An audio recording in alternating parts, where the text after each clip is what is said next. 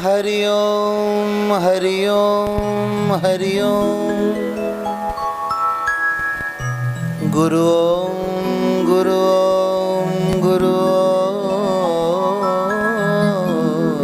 ओम गुरु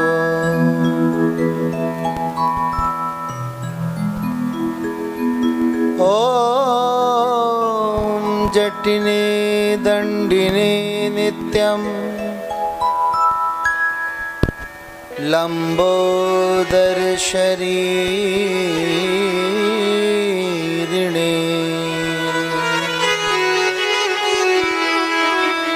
कमंडलू निशंगाय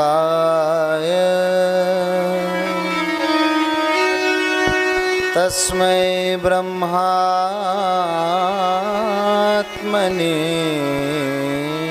नमः।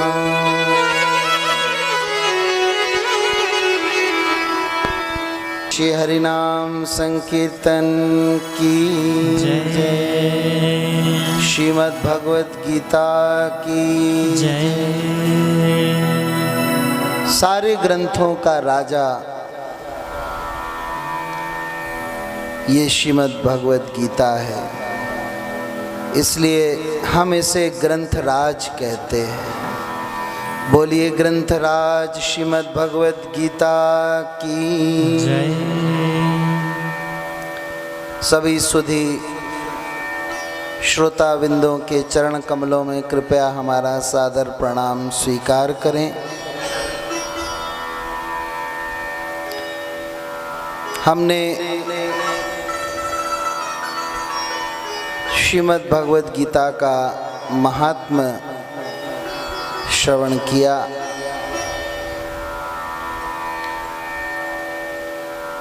जहाँ गीता विराजती है वहाँ समस्त तीर्थ भी आकर विराज जाते हैं।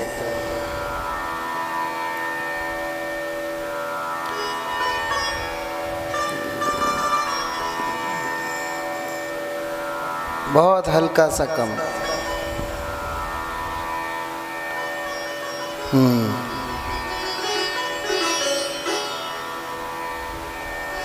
जहाँ भगवत गीता होती है स्वयं भगवान वहाँ आकर विराजते हैं।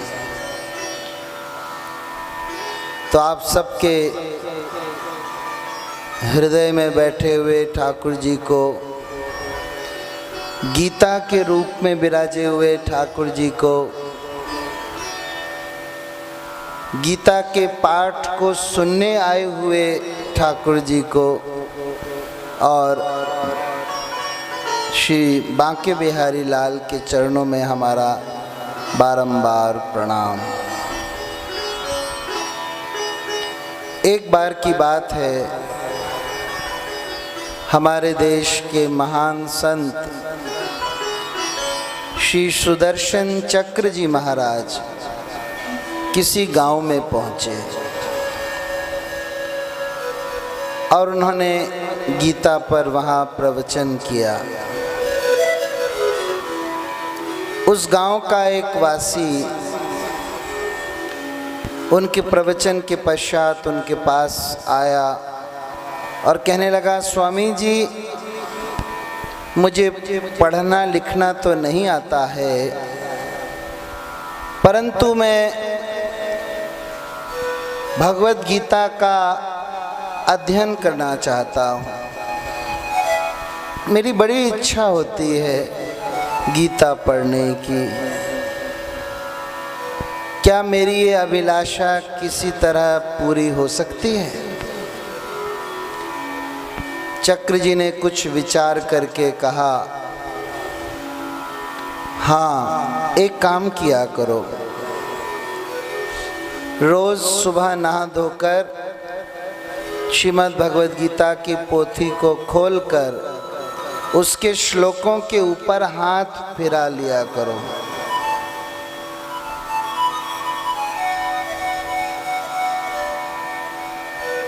विश्वास भी भगवान का ही एक दूसरा स्वरूप है। उस व्यक्ति को चक्र जी की बात पर विश्वास हुआ उसने प्रतिदिन वो काम करना शुरू किया। 6-7 महीने के बाद चक्र जी अपनी प्रचार यात्रा में पुनः उसी गांव में पहुंचे।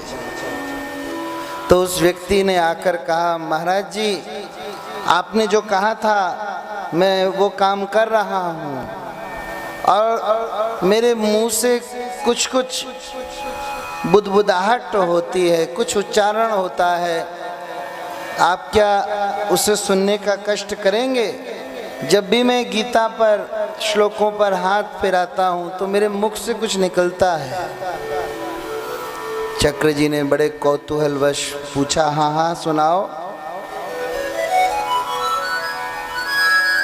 और जब सुना तो निहाल हो गए।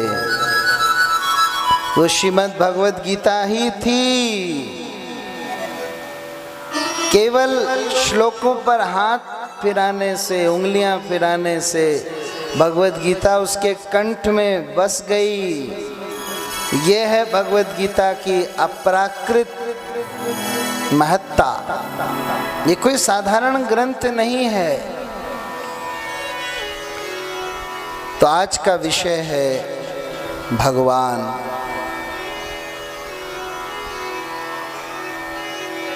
ये गीता का सबसे प्रमुख विषय है, इसलिए आज का विषय अत्यंत महत्वपूर्ण है। बड़े ध्यान से सुनना, समझ में न आए तो भी सुनना। ये गीता अपराकृत ज्ञान है, धैर्य से सुनना। बीच बीच में हम सुमधुर भजनों का भी गायन करते रहेंगे, लेकिन ये भगवान का विषय बहुत विवादास्पद भी है। ओ है सुना ये सारी सृष्टि तू चलाता है,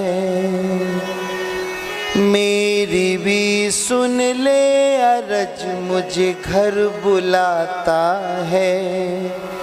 भगवान है कहाँ रे तू, घनश्याम है कहाँ रे तू, है सुना तू भटके मन को राह दिखाता है। मैं भी खोया हूँ मुझे घर बुलाता है। भगवान है कहाँ रे तू, घनश्याम है कहाँ रे तू। मैं पूजा करूं, मैं भजन करूं, अरदासें करूं दीन रे, न तू साधन से मिले न तू व्रत से मिले, तुझे ढूंढे थके मेरे ने। जितना संभव है जतन करता ही जाता हूँ, तेरी जिद सर आँखों पे रख के निभाता हूँ। भगवान है कहाँ रे तू, घनश्याम है कहाँ रे तू। कुछ लोग तो यहाँ तक कह देते हैं कि भगवान पहले था अब नहीं रहा। कोई कहता है भगवान मर गया, कोई कहता है भगवान हो ही नहीं सकता, कोई कहता है भगवान है ही नहीं। अपनी अपनी व्याख्याएं सबने बना रखी हैं। यह सुना ये पूरी सृष्टि तू चलाता है, मेरी भी सुन ले अरज मुझे घर बुलाता है। भगवान है कहाँ रे तू, घनश्याम है कहाँ रे तू। भगवान को कुछ लोग नकारते क्यों हैं? क्यों कहते हैं कि भगवान नहीं है? जिससे कि उनके जीवन का हिसाब किताब उनको देना ना पड़े। जब कोई होगा ही नहीं हिसाब किताब लेने वाला, तो वो जो मन चाहे सो करेंगे और उसी में भला मानेंगे। इसलिए भगवान को लोग नकारते हैं। लेकिन भगवान है, पूछिए क्यों?